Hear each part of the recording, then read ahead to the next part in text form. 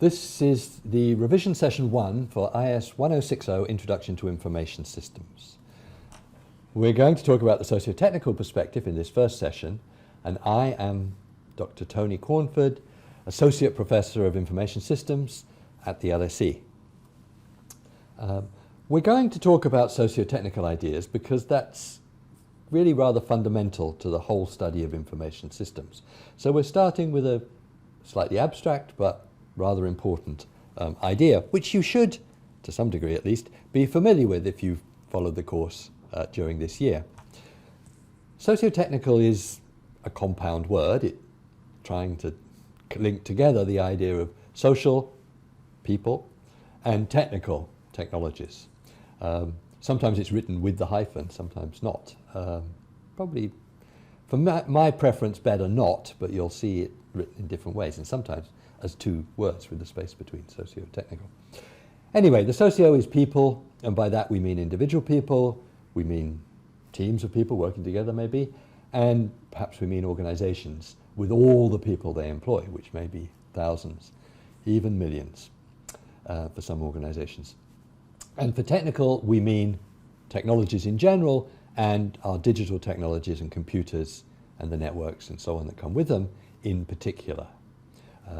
We don't just mean hard physical technology, we mean sometimes the sort of the methods and understandings of technical that come with them. Programming, for example, and programming languages would be technical. As it's listed here, we see people, teams and organizations, and they're expressed in terms of an interest in their goals, their interests, their needs, the things that motivate them, and the way they live in the world, their cultures, the way they collaborate or coordinate their activities. If we talk about the technical, we're interested in obviously the things themselves, and we're quite interested in their potential for positive change and the power or the scale or the durability on which they operate.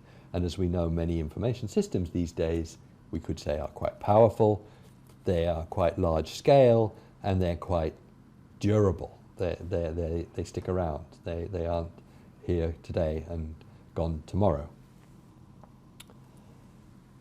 Socio-technical approaches can be applied in different ways and at different levels.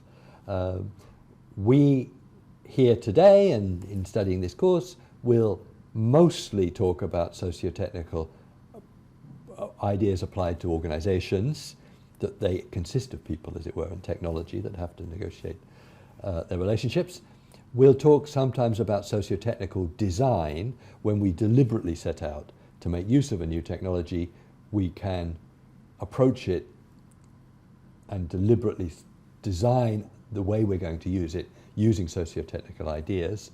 And sometimes we'll be more abstract and talk about socio-technical systems in a more general sense, abstract sense, or socio-technical theories.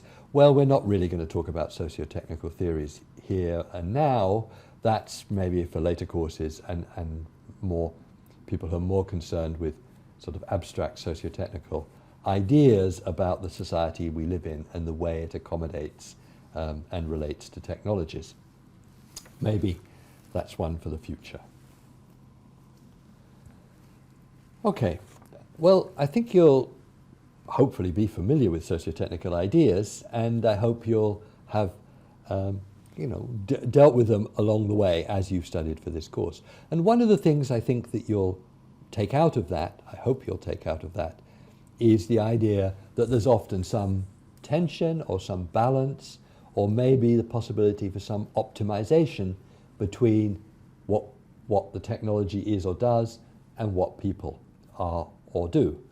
If we can find a perfect balance where people are very happy being people and technology is doing what technology is good at, then we've achieved our goal. Often we don't achieve it.